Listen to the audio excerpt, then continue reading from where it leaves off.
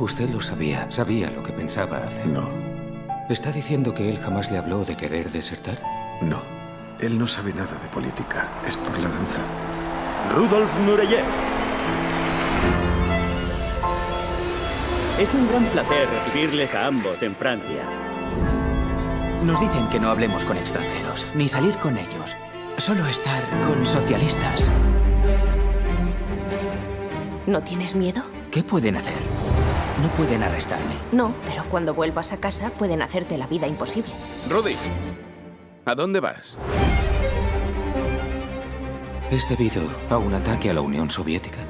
No. Es por la danza. Debe ir a la Unión Soviética. Quieren meterme en prisión. Soy campesino de Ufa. Además, nací en un tren. Hay que mostrar al mundo que Kirov es el mejor.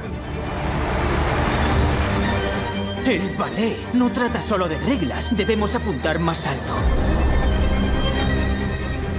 Rudy, tienes que decir lo que quieres. Quiero ser libre.